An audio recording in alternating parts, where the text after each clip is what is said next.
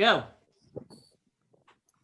Shalom to my friends on the Judean Roundtable. This is a very unique and exciting episode of the Judean Roundtable because Corona has hit the world and we're all disoriented and we don't know what to do. And so we have to do it over Zoom when we usually get together on my balcony here in the Judean frontier and experience the holiness of this place. But we're together on Zoom. So it's the Judean, right, Yishai Fleischer? Are we all together? Yishai is muted. Yishai is muted.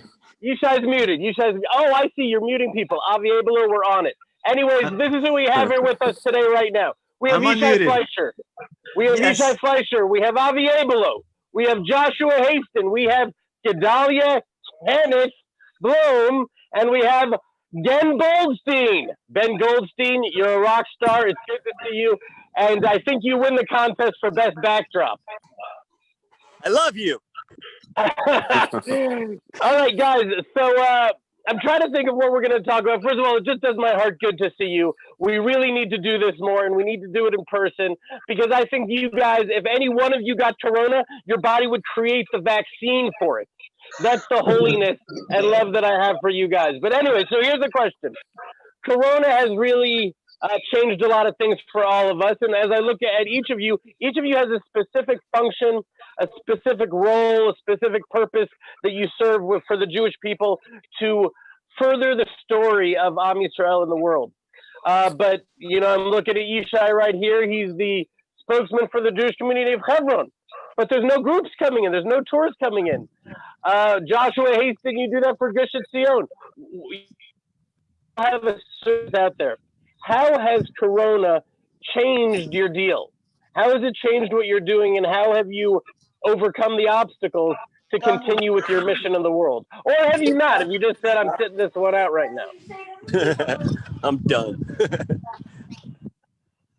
All right. So let me start. Yishai Fleischer, I see you. Your face is right under mine. So let's start with you. Take it a go. Yeah. Well, first thing, it's so great to be with you guys. And the truth of the matter is I was like all zoomed out. I'm done with Zoom. I cannot do another Zoom on Thursday. Forget it. There's been work Zooms and school Zooms, and like you're a Zoom master and a Zoom butler really to the kids. And it's just like, I don't want to do this anymore. But then when I saw your five faces, I don't want to do this anymore. But then when I saw your five faces, hold on one second. I'm having a technical difficulty. Hold on one second. I can see. Okay, there it is. So I realized that I was not going to miss it for the world. And also I had bad internet and then it came back. So that's great that it came back. Look, Hebron, places like Hebron, places like Jewish communities all over Judea and Samaria are all in the same rut. We don't have what we usually understand as our, tourism, our lifeblood and all that kind of stuff. But, I said to people right from the get-go, I'm sure I didn't make this up when I said, a good crisis is something that you don't want to waste. And it's always an opportunity. And I went back and tried to work on a lot of stuff that in Hebron we're always pushing off. For example, our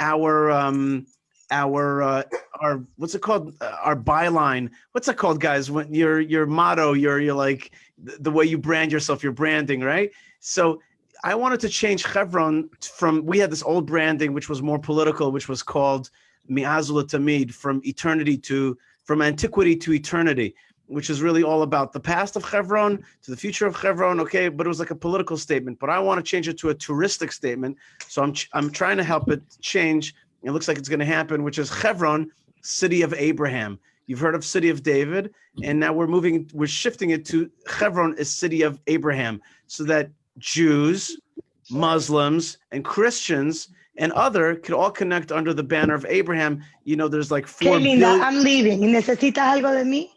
There's like 4 billion people that are part of the Abrahamic religions, the Abrahamic faiths. And so, especially when I saw this thing with the Abraham Accords, which I'm sure we're going to talk about, I'm like, we have got to jump on the Abraham bandwagon. We are Abraham. We represent Abraham. And so that's been one of the exciting projects that I've been working on. There's no tourism, fine. Let's work on infrastructure. And so Hebron, city of Abraham, is the way we're going. How does that sound? So that's beautiful. It sounds like a fundamental reframing that is much more evolved than the defensive, reactive political thing to approach proactive spiritual unity message. I feel like that's an evolution. That's beautiful. And I'm very inspired by it. And you're moving forward. Avi Abel, I'm looking at you right now. You're to the right of my head, so I'm going to ask you, tell me, what have you been doing? We heard from Yishai. What have you been doing to further the Jewish mission? Well, on the one hand, things continue the same because, as everyone who follows me know, I'm into video and promoting videos about Israel that all of you guys are doing and anyone else is doing, getting the videos out there. But when Corona, right before Corona hit, believe it or not, we were about to set up a whole new operation of studio productions. And we bought a green screen and we had set it up in the office and we did not even start using it. And then Corona hit, and I thought to myself, okay, Corona, I'm not going to the office, lockdown. Why don't I take this green screen home? And even though it wasn't planned, I never planned on doing my own show. But because I was home alone with Corona, with a green screen, doing videos, it just evolved into every day we created a whole new brand called The Pulse of Israel. It was actually something that was in the works.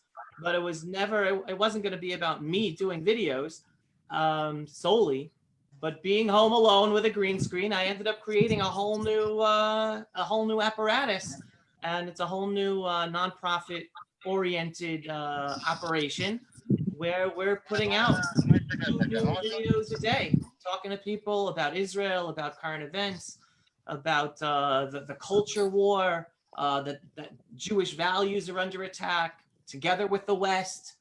That's how I use my time with Corona. Now I find myself not only recording 2 videos a day, but editing 2 videos a day. I'm working harder than I did before Corona. And thank God it seems to be doing well. I'm very excited that I'm not excited about Corona. Corona should go away. But the fact, like Yishai was alluding to, took advantage of a very horrible situation and develop something new, and it's really going well. Thank God, can't complain. Okay, so Yishai has reframed the most ancient city in Jerusalem from political to spiritual. You've become of Israel. That's a big claim, and I would agree. I've been watching it, and I've been loving it, and you have to keep doing it. And kol hakavod. And now I'm looking at Ben Goldstein. You, Ben, are out in the field in front of your vehicle, looking like a warrior that's in between battles. Tell us, how have things changed for you? First of all, I just want to say it's really good to see all you guys again. Just to be around you is a warm and fuzzy feeling. I've missed you all, and I've also missed seeing the people that are watching us right now. They've also been waiting to hear from us for quite some time. And we're going to try hard not to break for so long for all of you, because we're not doing this for us. We're doing it for you. So thank you for joining us. I appreciate you. I know everybody here does as well. I actually converted to Islam and joined the Islamic Jihad. It's been really good because I've noticed how effective the anti-Israel movement is throughout the years with their videos and what have you. And I figured if I just joined them, then I could be effective as well.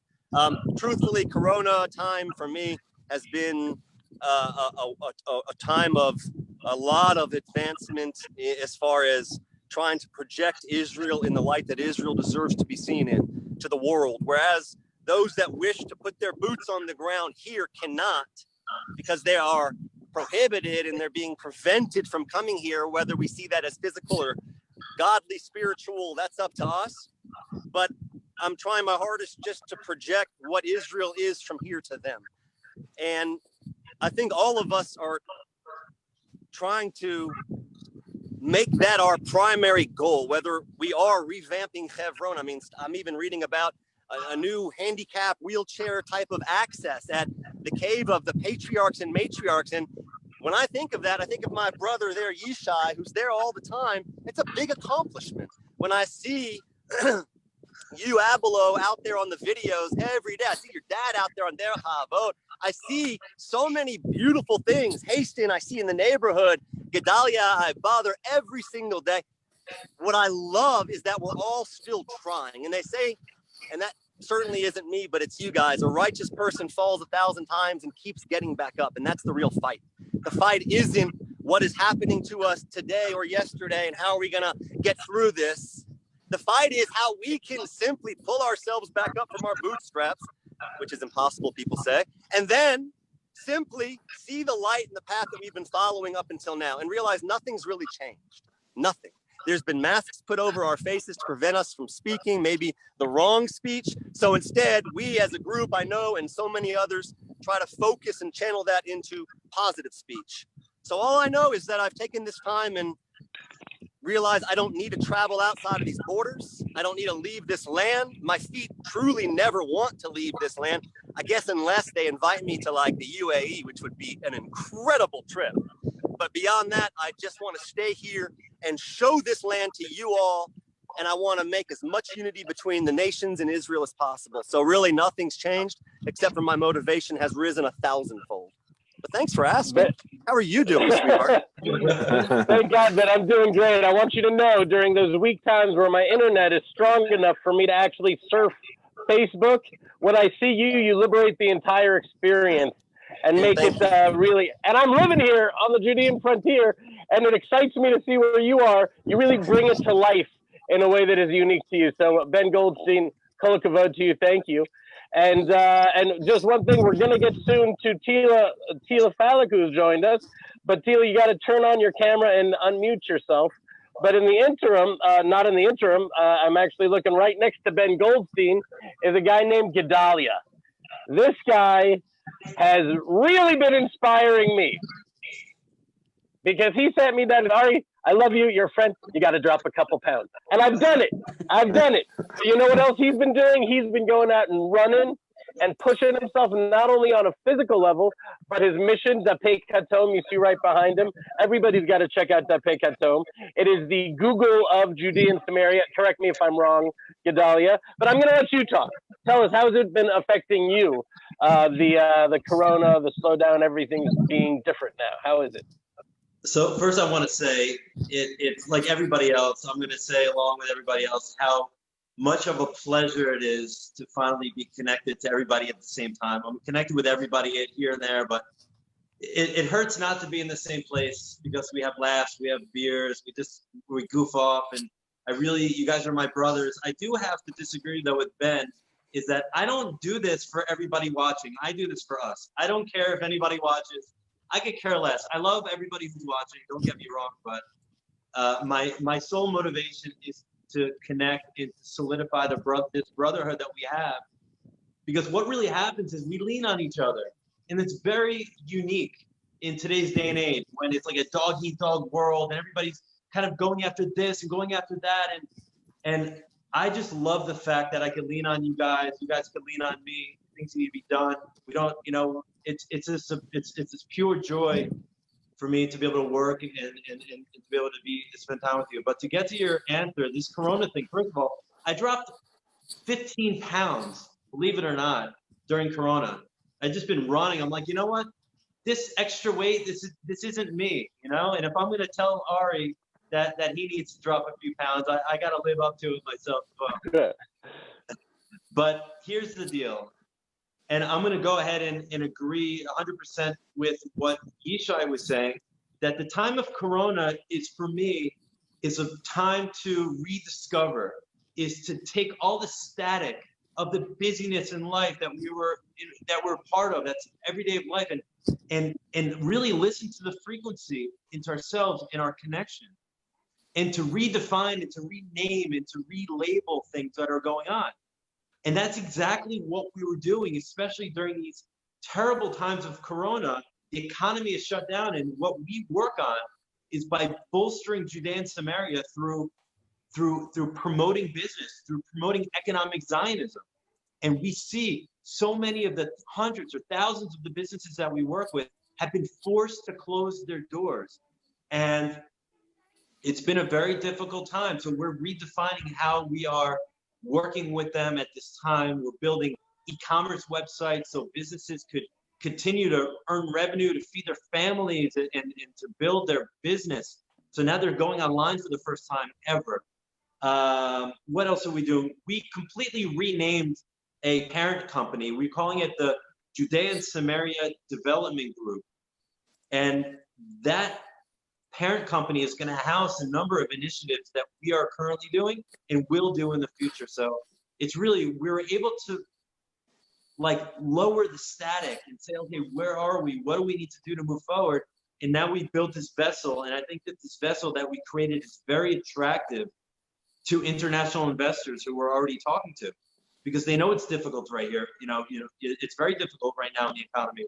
And they see that economic Zionism is really a way to bolster and to create strength and sustainability and really a future for Judean Samaria. Well, Kol Hakavod, Gedalia. That's the JSDG, right? That's the Judean Samaritan JSDG. Development Group. That's it. That's cool. I'm going to get my first tattoo, JSDG. Dapei Katom. That's really, and it's not only what you're doing, you're really bringing a lot of Hatzlacha and Yeshua, salvation and help to a lot of families that don't have the access.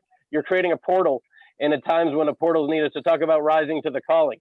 And now we have Joshua Haston. Tila, one last question. Tila Falic. Oh, there she is. She's still in mute, but I'll get to her right after Josh. We're so excited. You've joined us. We'd love to hear from you soon. Okay, Joshua Haston, tell us what is going on with you. A lot of Netflix, a lot of Ben and Jerry's, and just like everyone else, I mean, that's all I've been doing over the last, no, I'm just joking. Things are moving forward in Gush Etzion. I mean, I don't know if you guys heard, over the last 48 hours, you've had over 2,000 new housing units approved throughout Judea and Samaria, including 1,100 units approved by the council, the High Council, Planning Council in Gush Etzion. So we are moving forward. We are building. I've been busy trying to get that message out to the world that even with the wonderful things that are happening outside of Israel, our relationships now with the UAE and Bahrain and the other countries, which is unbelievable, we are still moving full speed ahead with building and growing and thriving and developing in Gush Etzion and Judea and Samaria. So that's one of the things I've been focused on over the last couple of days and the last couple of weeks. While, just like Yishai mentioned, we don't have the visitors coming to us, but we are trying to reach them all over the world, whether it's, projects in the Gush, reaching out to potential donors at the Gush Etzion Foundation for unbelievable projects, especially now, those hard hit by the corona, businesses and organizations who are hard hit. We're trying to support their efforts. People are doing amazing things.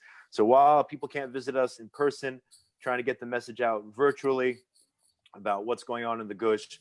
And please God, soon people will come back very, very soon and visit us in Hebron and Gush Etzion, in Eli, and all these, and out there on the farm, of course, the Arugot farm, rather, visit you guys up there. So, but I'm going into Jerusalem every day. I got a government press card, so it was perfect timing to get the card. Nobody can stop me, baby. I have no quarantine. I got no 1 kilometer limit. I'm going everywhere. I see Goldstein all the time when I'm out on my bike, actually getting a lot of exercise during this time, taking advantage of the beauties of Gush Etzion, especially that sunset view, which is like no other. So staying busy, trying to keep safe, and that's really it, man. Good for you, Josh Haston. That is one of the themes I see here is that you guys aren't only furthering missions, but also Am Yisrael. Karen Gush Etzion has come to the help of a lot of the people that are suffering. Just was over visiting a farmer friend of mine last night, right across the Arugot Valley. People are really suffering out there, and you're stepping up to the plate. So Kola could vote for you. One little piece of happy news I wanted to share with all of you. A new horse was born to us out here last night. Wow. At the Arugot farm. Wow. Yes. Very exciting, very beautiful, cute little horse. Were you the doula? That would be Ari, the end of that little horse.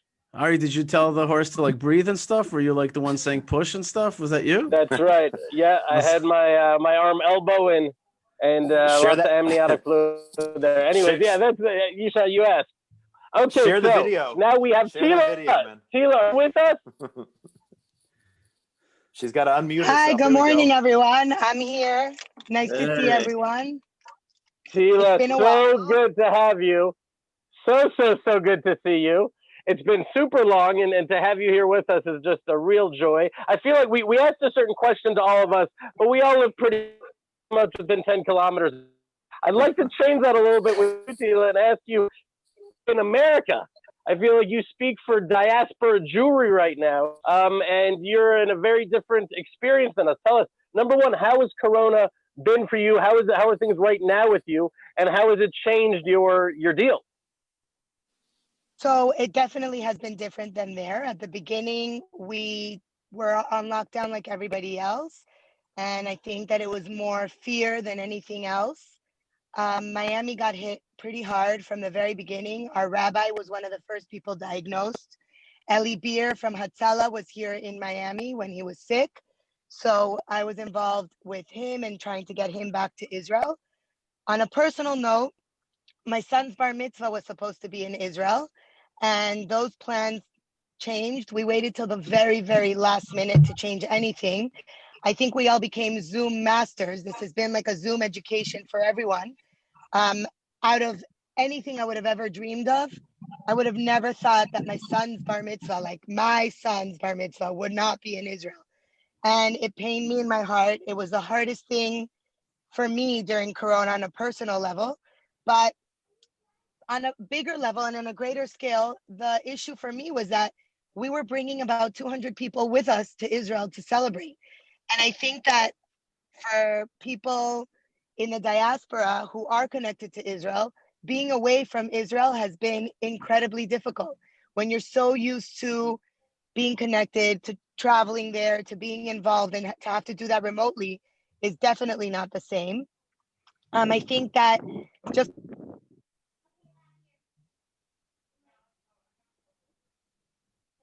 Did we lose her?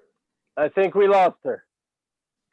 Are you guys watching Ben Goldstein drive around? It's a little unfair. I'm back. Okay, you're back. Okay. Yeah. I'm back. I think that we've all had to be creative and innovative in the way that we connect to one another, and we connect in our passions and in our businesses.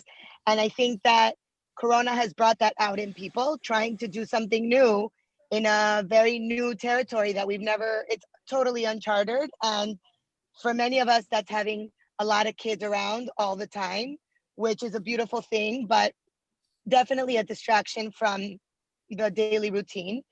And I can tell you that me personally, I have been working on Zoom in different ways, whether it be teaching challah classes to people, which I had 100 people one day on a challah class.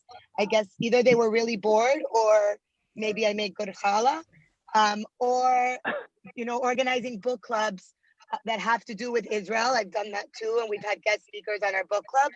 One example was with Naomi Reagan, and that was very interesting to have her Zoom in from Jerusalem. So for me, it's been trying to connect everybody in the diaspora that I'm in touch with Israel, which is what I do on a regular basis, but it had to be virtually. And the last project that I've been working on is actually taking all of the people that I've met through the years that are leaders in their communities or even in the world, and we're creating a Zoom conference of speakers that is going to be an 8-week conference. I have incredible speakers lined up. I'll invite everybody once it's all set, but I can tell you that we have people like Gilad Erdan and Dani Danon. We have Yair Netanyahu, Rabbi Shmuley Boteach. So it's basically all across the board, just trying to connect young students to become advocates and help them get more information so that when they go out to colleges, they can defend themselves and defend Israel in this very hostile world against Israel. And lastly, I was honored to be at the Abraham Accords signing in person, and going there during Corona was definitely challenging, but it was a risk that we were willing to take as a family to witness history in an incredible way. And I can just say that as an American, as a Jew, and as a Zionist, it basically brought everything together to one place at one moment in time. And it was truly an honor to be there and represent whoever it is that I represent, but it was an incredible honor to be there. So that's what I've been up to. That is beautiful. And, there's so many things I have to respond to each one of your points. But I do want to say, with your rabbi, I remember really praying for your rabbi and hearing from you that he got it. It was a trauma. It was one of the first really personal connections. And I think that shook a lot of us up, and I'm glad to hear he's doing much better.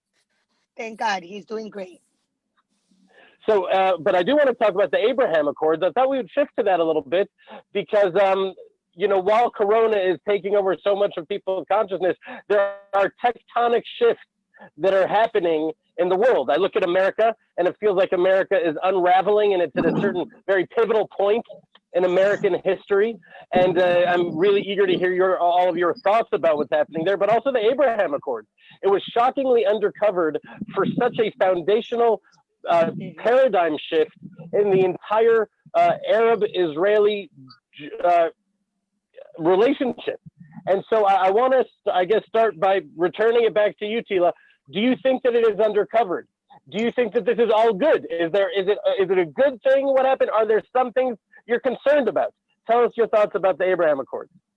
I'll tell you, actually, when the quote unquote deal of the century was being revealed, we were invited to participate in that too.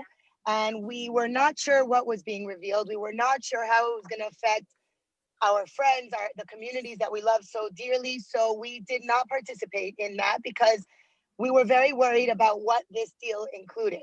Now, putting that aside, and we can talk about that at another time, when it came to the Abraham Accords, I think that when you are being offered peace and in exchange you're getting peace, there's really nothing to look into. I mean, it seemed very clear cut, and I hope that it will bring prosperity to all countries. Again, we're thinking of UAE, but Bahrain also. I think that Israel has a lot to give. We know that Israel is a leader when it comes to technology and innovation, and I think that those countries could definitely prosper and do very well with everything that Israel has to offer. And for Israel to turn a new page and to have people who hated you welcome you is an incredible thing. So when people tell me that they hate me, I believe them. But if they tell me that they want to be my friends, I'm willing to try. We have nothing to lose. Israel, thank God, is a leader in so many ways. And if we can be there together with other partners in the Middle East, and this can be the beginning of new life and new prosperity and new friendships, there's no reason why we shouldn't try it and welcome it and embrace it, because I think that it could be an incredible opportunity for everybody involved. And from what I hear, it's the beginning of many, because I hear that there are many other relationships that they're working on bringing to the table. And I hear there's going to be, in the very near future, many more countries that are coming to the table to sign treaties like this with Israel. And why not? We can try. We have nothing to lose. We've lived with people hating us our whole lives. And it's a good opportunity to see what it's like when people like us and want to be our friends. So Well, you mind if I jump? Ari, you mind if I jump in a little bit? We can. I just wanted to. Okay, go ahead, Gedalia. Yeah. No, because I have a bit of a different perspective. My perspective actually involves the actual maybe the reason why past President Obama got the Nobel Peace Prize is because he actually is the one, I believe, is responsible for the unity between the Jewish state and the Gulf Arab states, because the Iranian regime obviously is a bit of a sore to everybody, and they say even if Iran gets a nuclear weapons, it's really Saudi Arabia and the Gulf states that are going to get hit first before Israel. And so as much as I like to hear what Tila is saying about liking each other and this, that, we have to understand we live in a really rough neighborhood, and it didn't change overnight. And we have to look at why things happen the way they are transpiring. And I really nail it down to the self-interest of the countries at hand. And the self-interest of the countries at hand understand that Israel is on the front line of defense against the Iranian regime, and behind Israel there may not be anybody else. And I think that that's where really the unity comes in. So we have to be very strategic. We have to be very hopeful that things are going to work out, but we also have to maintain our leverage, not only militarily, but through economics, through resources. We have to make sure that just like Jordan, if Jordan wants to end any kind of peace deal with us, we cut off their water to most of their country. And we need to make sure that any kind of relations that we build, we have to understand who we're dealing with and how we're going to maintain this edge on so many levels. So I'm a little I'm a little more cynical on these deals, even though I also welcome them. Okay, so Yishai, you with us? Here I have Tila Falic, who was blessed to be at the actual site of the Abraham Accords, and if anyone deserves it, Tila, it's you. And she says we have nothing to. She says this is peace. And then we have Gedalia coming, and he's a little bit more cynical. He sees this as an alignment of interest, and rather than necessarily desire for friendship, it's more of an alliance. Yishai, what do you say about this? Share with me your thoughts about the Abraham Accords. Ari, I'm actually very excited about the Abraham Accords. First thing, I love the name. I think the name is great. I think the name says a lot. And when I say that, I don't mean that it's like, wow, it's just a fancy, fun name. What I mean is that there's an image that has been stuck to us here in Israel, and especially us Jews living in Judea and Samaria. The word is occupation. And the word occupation means that we're foreigners, that we're not from here, that we are taking somebody else's land, and that we're abusers. But when you change it to children of Abraham or Abraham Accords, what it means actually is that we're indigenous and that we're ancient, and that therefore our presence here is legitimate. And that's really the great war that we're fighting, other than the physical war of land conquest, where the Palestinian Authority is trying to take away our land and all that. We also have an image war that we're fighting. And so Abraham Accords is a very important name to stick onto us, and I hope that we use it more and not just talk about the Bahrain, UAE, Israel Accords, but rather the Abraham Accords and use that title. I think that Gedalia is right that Iran is a major factor, but I don't think it's the only factor. There's a few other factors. One is that the Arab Middle East is not the number one oil producer in the world. Today, the United States is the number one oil producer, so they don't have that kind of leverage that they used to have. And I think that the internet has caused a lot of Arabs to look around the world and be like, why are we backwards? Why are we living backwards? Let's move ahead. And the most central pillar of it all, where it really all comes down to, is that the Arab world is starting to come to the conclusion that they will not defeat Israel. It just won't happen. It's not going in that direction. And that's causing, once you realize that, once you have the realization that you're not going to actually defeat Israel and that the war is pointless, then you start to realize that all the sacrifices you make for that war are pointless, and that it's only retarding their progress. Israel's shooting ahead, but their progress is being retarded. And so this is a great opportunity for Arabs to say, hey, let's turn a page. Now, what's missing is an Islamic rationalization for why the Arab world should have relations with Israel. And I'm looking forward to that arriving very soon. I think if you have Saudi Arabia and the UAE on the side of having a relationship with Israel, you're soon going to see an Islamic version. You've seen the Palestinian Authority come out with Islamic fatwas saying that UAE folks cannot pray on the Temple Mount. But other fatwas coming out against that, saying that's not a good fatwa, and they're having a fatwa war there, a kind of, we would call it a halachic decision war.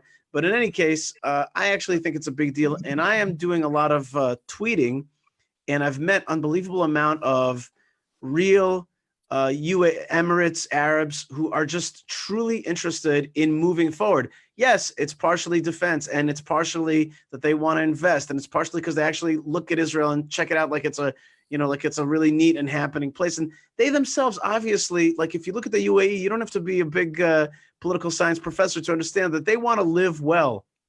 They like the good life, and they look at Israel and they say, hey, this is a country that's going to help us with defense, with investment, with technology, with the future. Let's go with them. Let's forget some of the stuff that has really held us back for the last 100 years and what I call the 100-year war. So I'm excited about it. I agree that we always have to, I don't think we should be, I think where I agree with Gedalia is that we should not be gushy. Being gushy is not the way of the Bedouins, and it's not the way of the Middle East.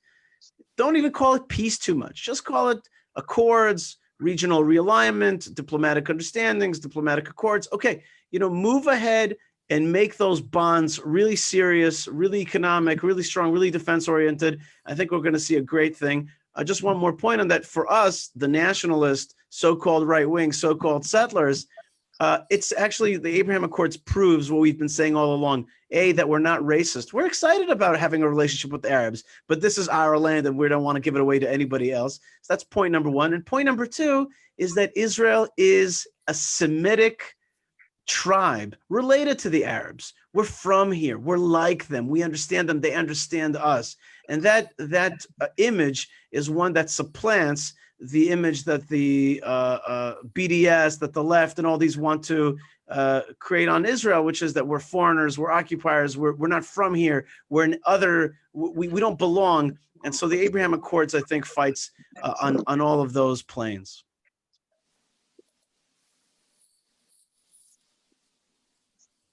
Ari, are you in the middle of a sneeze? What's going on there? Ari, can I add 2 tweets like from right now dealing with this? Go ahead, Avi. If you don't mind me cutting in. Everyone said so much, so I don't want to copy what anyone said. But 2 tweets tell a whole story. Just right now. Tweet number 1 is, I think he's from the United Arab Emirates, an Arab Muslim. His name is Hassan.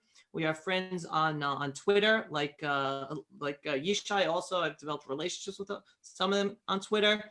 And he just tweeted yesterday, "I'm sorry, but you BDS movement guys are terrorists." Okay?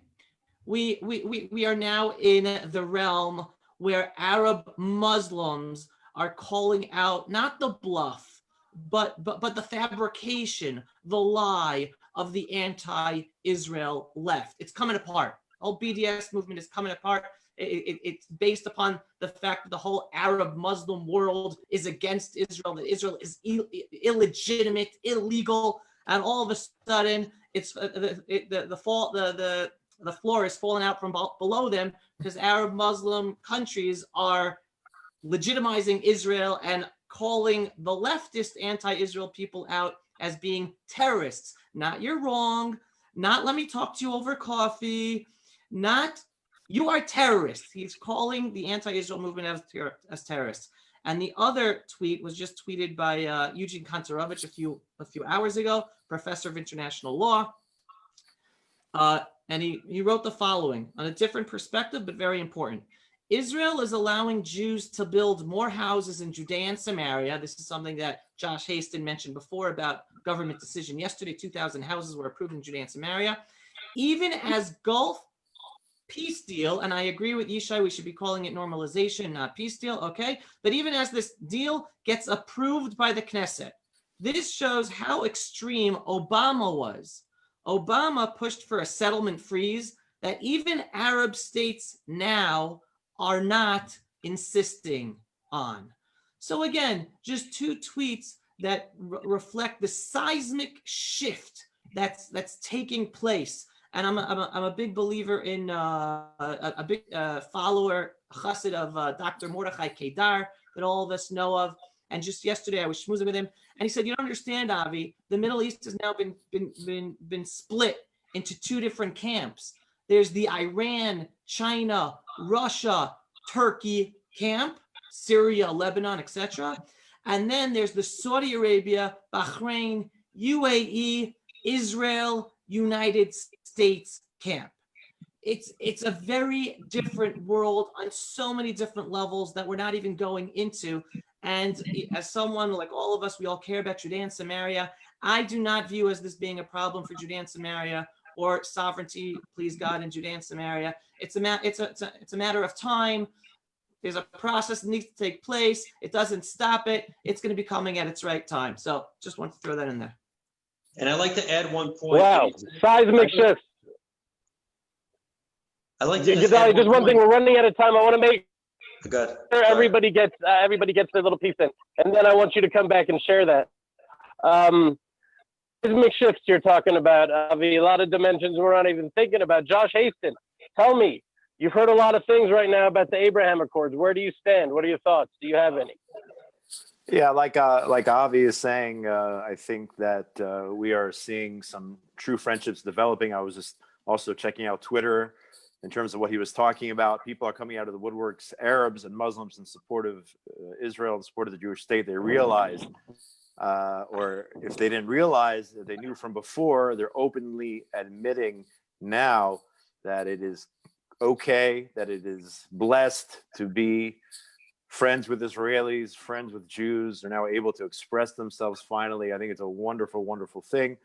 I think it's a beautiful thing, and more of these individuals are coming forward and showing their alliance with a country like Israel, which respects human rights and values, which are not present under the Palestinian Authority. So for the first time, these people are able to express it, say it openly, and put the blame where the blame should be placed on the BDS haters and all those who want to see the destruction of the state of Israel.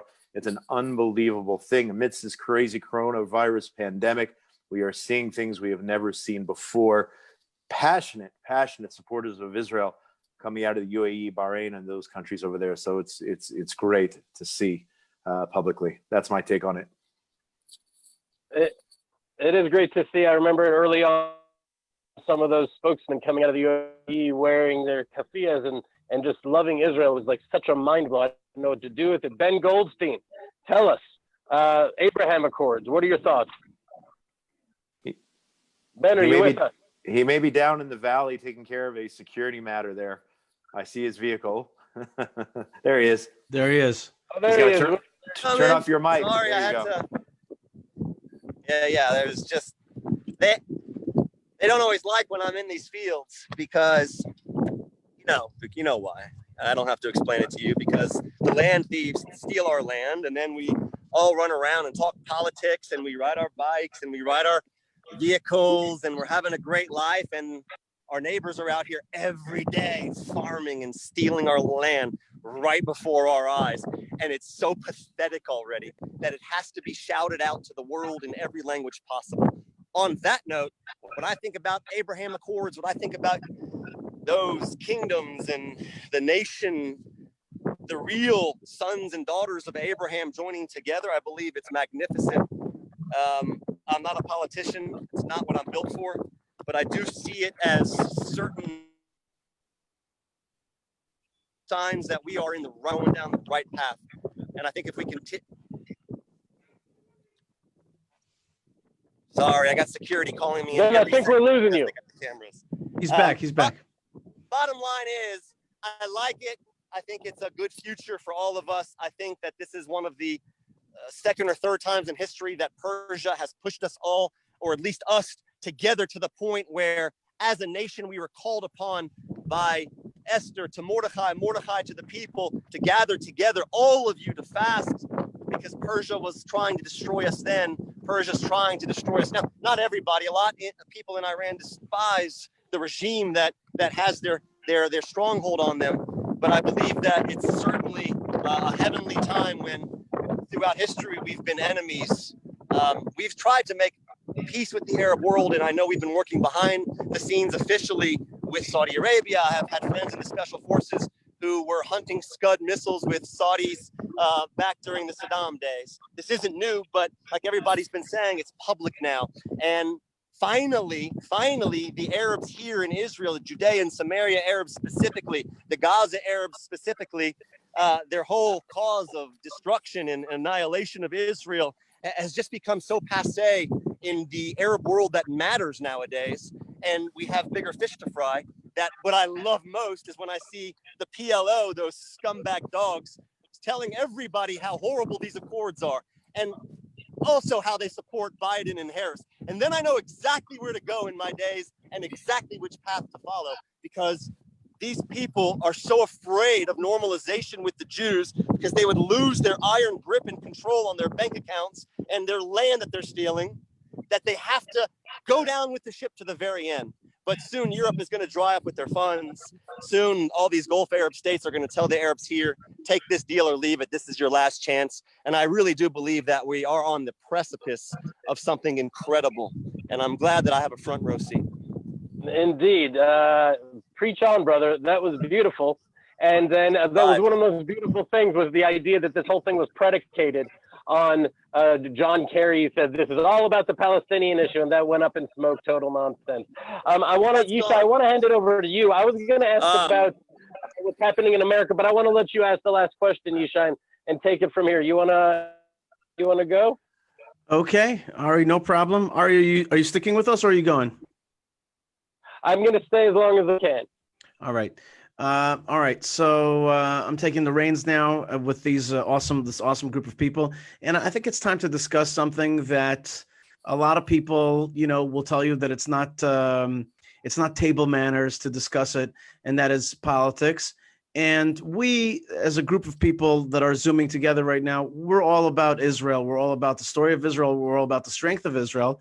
But at the same time, there is an election happening in the United States, which I think we can all agree has global implications and certainly implications for Israel. The last 4 years have seen tremendous policy changes in our minds, favorable, probably. I'm speaking for all of us, favorable for Israeli interests. There's an election which is very uncertain right now in the United States. It's split down the middle.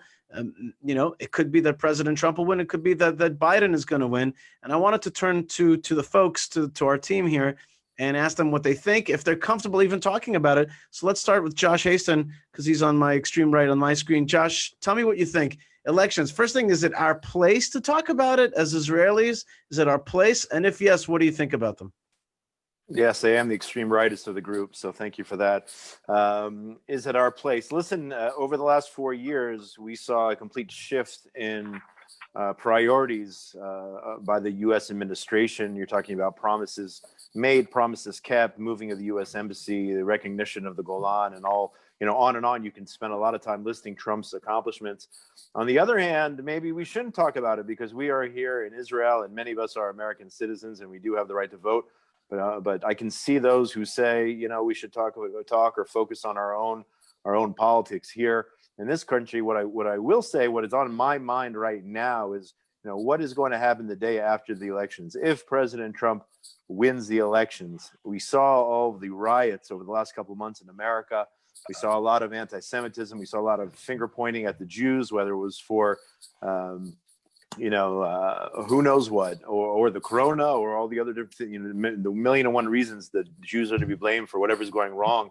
So I have just in the back of my mind a fear for the safety, as bad as it is now. What happens if people are upset the day after Trump wins? And I say hopefully wins, based on his record about Israel, because I am here in Israel now. So that is my top priority when it comes to who to choose as the future president of the United States, if I do choose to vote. But I'm afraid, again, we've talked about Aliyah and all this other stuff in the past, and life in Israel, and hopefully we've spread the joys about Israel and the real reasons to come here, and hopefully it's not because of security, as has been the case in the past. But I just would say be careful out there, regardless of who wins, whether it's Trump or even if Biden wins. You could have other people who are upset. I just see such a volatile situation there.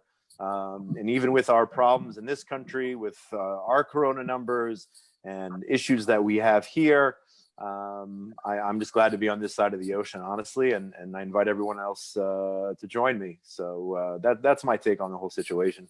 Very good, Josh. Very good. And you said something which you said on this side of the ocean. We have with us somebody who's on the other side of the ocean, and that's Tila. Tila, before you go, I know you're running. This is my question to you. Tell me about this election. Your family, yourself have been very involved in these issues. How do you see it, and are you hopeful? I'm nervous. Honestly, I think that I need to think about Israel always, but I also need to think about our lives in the United States, because while Jews always have a homeland, thank God, to run to, I don't think that's the idea just yet. I know everybody loves to promote Aliyah, and I would love to see a day where we all can make Aliyah, but there's work to be done here. And the beautiful Abraham Accords and the embassy moving and all those things, I do give credit to many, many American Jews that have been working on that for years. Right. So we're not ready to go just yet because we're still working. If you're not working regularly for Israel, then definitely you should move to Israel. But that being said, somebody mentioned it before. If the PLO is hopeful that Biden will win, I think that says it all.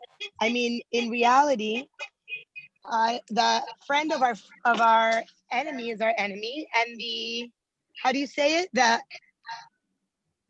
friend of our enemy is our enemy, and the enemy of our friend is our friend. So just like we are hopeful with UAE because it's drawing a new line and new alliances, I am very worried. And regarding the riots in the United States, there's going to be riots either way. I believe that people, because of Corona, are hungry, are tired of being home, are bored maybe, are unhappy, and they're always going to find a reason to riot. the truth is there's people that are on the extreme right here that can be very dangerous. The crazy right wing, whether it's KKK or any of those terrorist organizations, they could be with the right to bear arms. That could be a very dangerous thing here in the United States. And if Biden wins, we have the Black Lives Matter and the protesters on the other side that can be very dangerous as well. I think that the whole world is going through this. I know you guys have crazy demonstrations in Israel that are demonstrating against Bibi, and whether it's right or wrong or whatever your political opinion is, that is all contributing towards the spread of the coronavirus, whether it's in this country, in Israel, wherever it is. So I am nervous. I think that in a world like today, we have somebody who is unapologetic right now in office, and I would like to see him stay in office because I think that he has dealt with all the crazy situations to the best of his abilities. And when you have a candidate who's running, who many times can't remember what he's running for, whether it's the Senate or vice presidency or presidency, that worries me. It worries me because we need somebody that is alert, aware, and willing to lead and take positions that may not be popular. And part of being a leader is that you're going to be controversial. People are going to like you. People are going to hate you. And do I agree 100% with everything that President Trump does? No, we're all human and people make mistakes. I agree with many things he does. I'm grateful to him for everything that he's done for Israel. I think that we've never had a president in the United States that has been willing to take those positions. As much as they promised, they never came through.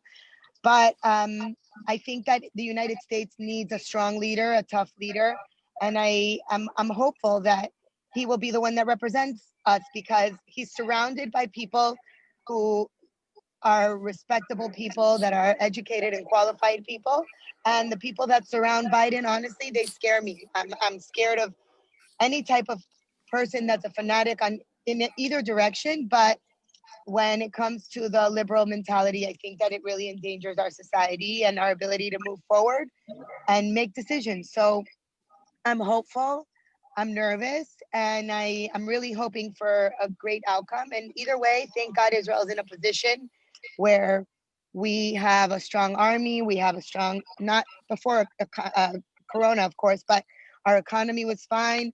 Our communities were doing great. And yes, we would like to have a friend in the White House, but if we don't, I'm very positive and I'm very confident that Israel could stand alone.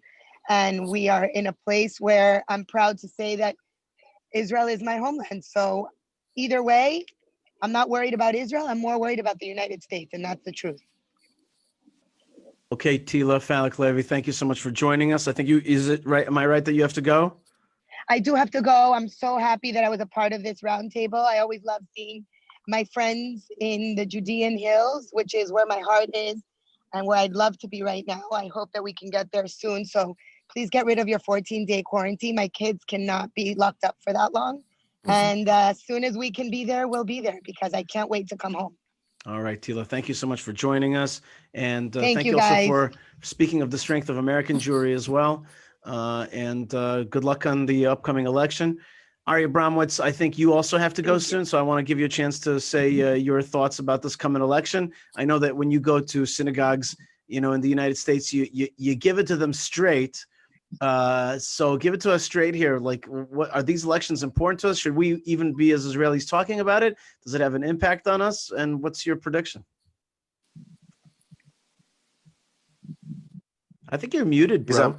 You're muted. Ari, you're. I mean, I kind of like you like this, but I don't Can you hear me now? Yeah. Can you hear me now? Okay. I'm so overwhelmed with emotion and focused on this. I literally fall asleep thinking about it, wake up thinking about it. I feel like I'm watching America coming apart at the seams. It seems really bad for American Jews.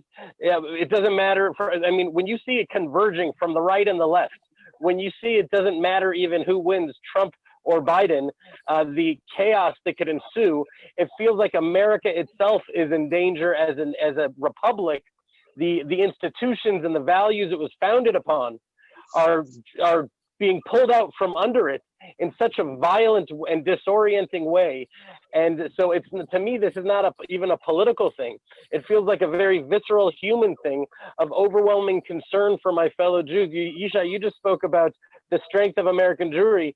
I just saw a poll today that says at least 70% of American Jews are going to be voting for Biden, which to me is total, complete insanity. I spend a lot of time trying to really get into the psyche of why a Jew would not see the writing on the wall. But to me, that's what I see. I see writing on the wall. I feel like American Jews are in a tremendous danger. And they don't have the eyes to see it. And I feel like I usually come from a place of talking about how vibrant and exciting and beautiful Israel is, and not going negative and saying, oh, you're in danger, because it brands you, you know, brands you as an alarmist. It brands you as, you know, blowing the shofar of craziness.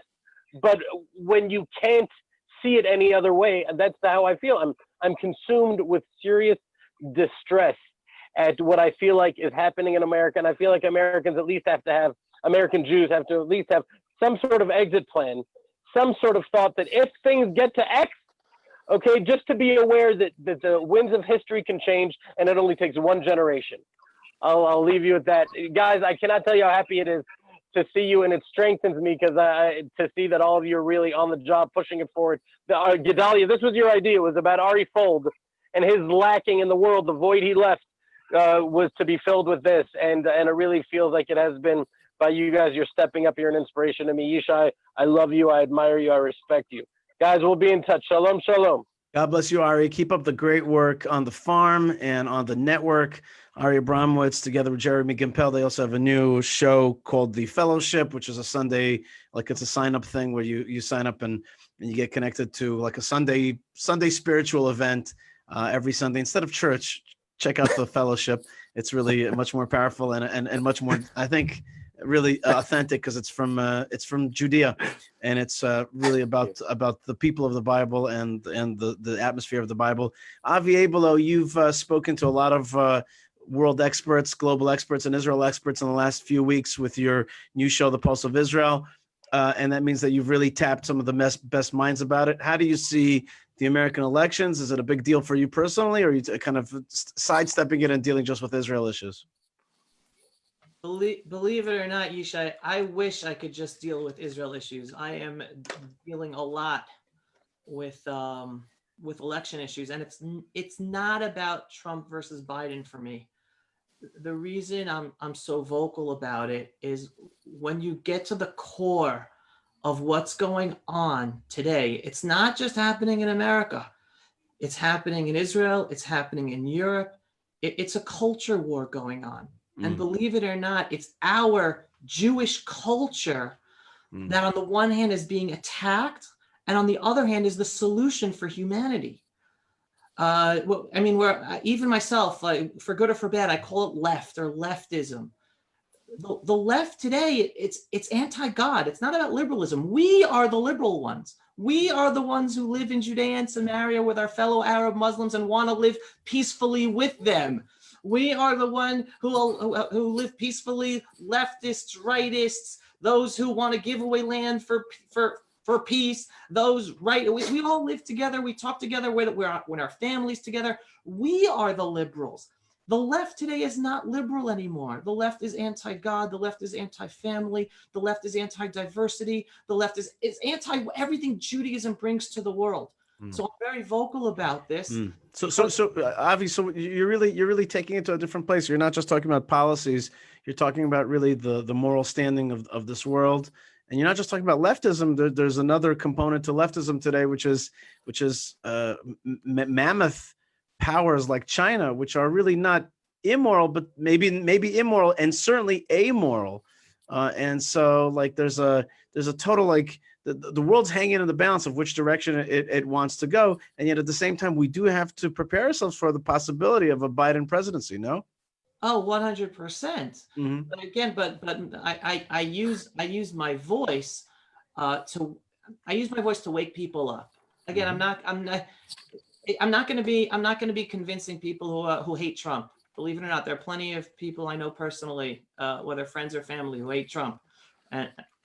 It's not about waking people up who hate Trump. It's about waking people up who are in this tsunami of fake values or of destructing the values of what the Jewish people have to offer, what Judaism has to offer, in order to recreate America. And it's not just about recreating America. We have the same left here. And my voice is about, I want Americans to stop the anarchy in America, because if they succeed in America, one, it's not going to be safe for anyone, especially not for Jews. And two, that the left in Europe and the left in Israel will also be enabled and empowered to continue. I don't want people to be allowed to throw stones at homes in suburbia America, because I don't want leftists in Israel to think, oh, they're getting away with it in America, we can get away with it in Israel. So it's not about the persona. And again, going back to Mordechai Kedar, if Trump is not president, before I was talking about America, right? I want to help wake people up about the danger that's happening in America. And like Tila was saying, and like Ari was saying, even if Trump wins, America's not out of it. I mean, I'll just read you something I wrote a few weeks ago. If President Trump wins the election, then the far left in the United States will be unhinged, and the rioting and violence taking place today will be child's play versus what is to come. It will also trigger growth and violence from the far right in response, and it will be dangerous for all Americans, not just the Jews, but especially the Jews. However, if Biden wins the election, the Jew-hating, anti-Israel, anti-family, neo-Marxist Islamists who have leadership roles in the Democratic Party will be in power. The far left will be unhinged with political support to continue to fundamentally change America, and giving into the anti-BLM anarchy and appeasing it, into the Antifa, BLM anarchy and appeasing it, not stopping it. It will also trigger action by the far right in America, and it will be dangerous for all Americans and especially for Jews. So no matter what happens in America, it's going to be dangerous. But I want to wake people up to understand what's really going on. It's not about Biden versus Trump. It's not about the Supreme Court. It's a much more fundamental seismic change that's taking place in America. On the foreign policy directive, again, like Mordechai Kedar said, when he split up the two camps, well, camp number one, the evil camp, is Iran, Turkey, China, Russia, Syria, Lebanon. If Trump is not president and all of a sudden Iran is emboldened again because the sanctions are dropped, well, all of a sudden you're going to be seeing Saudi Arabia, Bahrain, and UAE, and whatever other Arab Muslim countries that up until now, right now, because of President Trump policies and putting down Iran, standing with Israel and the United States. Well, United States is then going to be on the side of Iran. And then all the other countries are going to be on the side of United States and Iran. And it's going to be a much more dangerous world for all of us. And again, the most important thing, I forgot to say this about the Abraham Accords before, and it's in a very, very important line that Dr. Kedar likes to say. He says, foreign policy in the Middle East is like sand dunes. It goes according to the wind, according to the Matzav Ruach. We could be happy about the Abraham Accords today, but things could change like that. And it's not about thinking peace in our time is had. No. We have to be thankful for what is today, not expect that it's forever, and continue working forward according to our values and try to bring the future we want to bring, but don't be surprised if changes happen. And that's also very, very important, especially with the impact of the US elections. All right, Avi, very good. And continued success with your show, The Pulse of Israel, which is putting out a lot of great content daily. Yesher koach. It's a lot of fun to have you broadcasting, and your great stuff also with Carolyn Glick and other thinkers. It's really informing, and keep it up. Ben Goldstein, you drive around. First thing, you're doing a great job with images, Ben. You're doing a great job showing really the land, and I know exactly where you are. You're on Derech Avot, the path of the forefathers and mothers, which is right behind Elazar, one of the great spots. Yeah, it's just gorgeous, and I got to take the. That's right. And you know, halo. That's right. That's the land of the Bible. You can really feel it when you're going there. You know, Ben, when I start my tours of Judea, I actually started from my street here, where you could see the Temple Mount, and then I go down there to where you are and say, okay, now people are walking on this path. Where are they going to? They're going to the temple in Jerusalem. So I think you're really representing that. At the same time, while you're showing the land of the Bible, your truck there, your four-wheel drive car, buggy, also has the flag of Israel and the flag of America, which is like, I think some people could be like, well, why is he showing both of those flags? Like, if he's such a Zionist, why is he bringing in the flag of the U.S.? So I guess the question of if elections in America are important to you is moot, since it's obvious that it is important to you. But tell me how you perceive it as, on the one hand, being a Judean, but on the other hand, keeping up your like Americana side to you with your hunting license and, you know, the Southern accent and all that business. Like how do you coalesce those values and those attitudes? I don't think there's any separation between them. I might be slightly different since I've made Israel my home so many years ago. Maybe that's elevated my connection to what I've grown to become and grown to fight for and support every day. But without any question, the election in the United States of America is important to me. Not really, not because I'm an American citizen. I never served in the American military. I served in the Israeli military.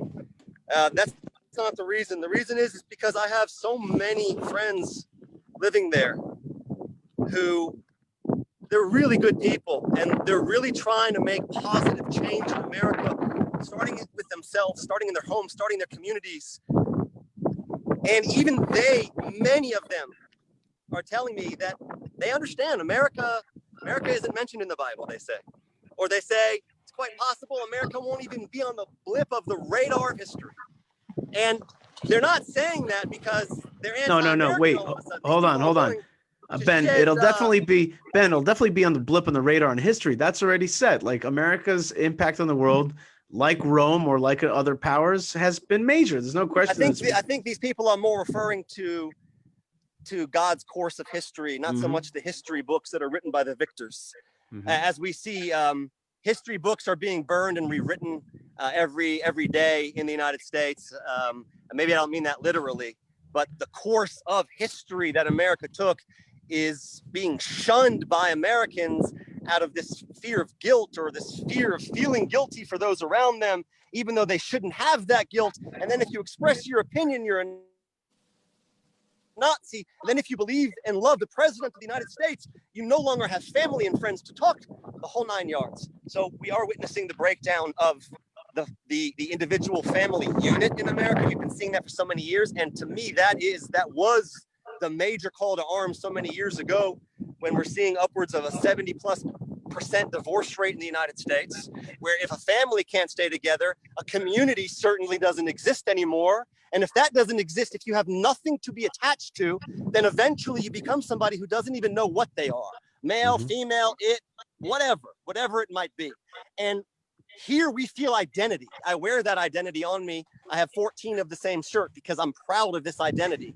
That flag and the lone star of Israel and Old Glory, that represents a lot of beauty to a lot of people still.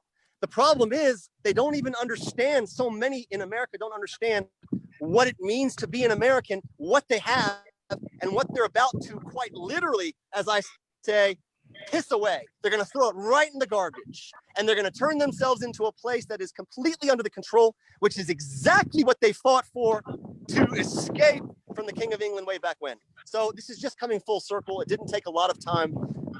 And I'm praying every day for all of my friends in the United States. I'm praying for the president and MAGA 2020 without any question, because any alternative is devastation. Any Jew still living in America, if you're not actively trying to get out of America and come home, then you're missing the boat. If you're trying at least, then you're halfway home, and don't give up.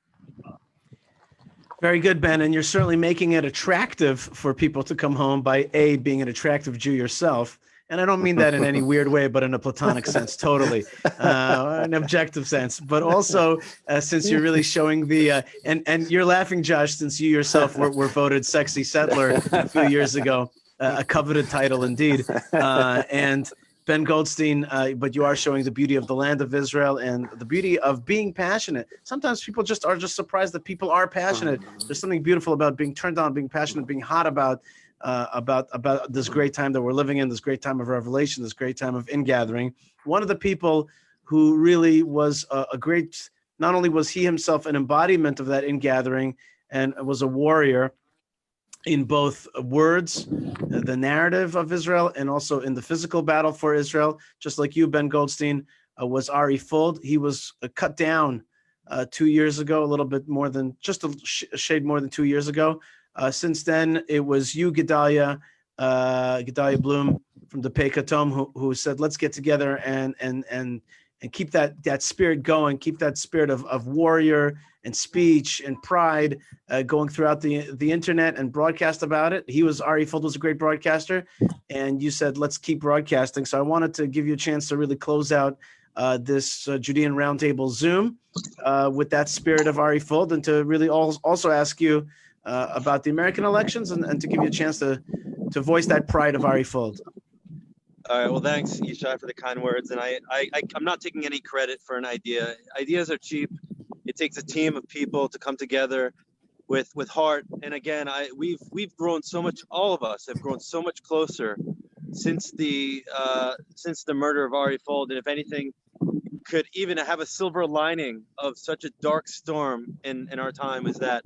And I want to say that when we were coming up for the name for the Judean Roundtable, I actually I'm standing in the hills of Binyamin, looking over the hills of the Shamron, where Joseph was buried, where the Mount of Blessings.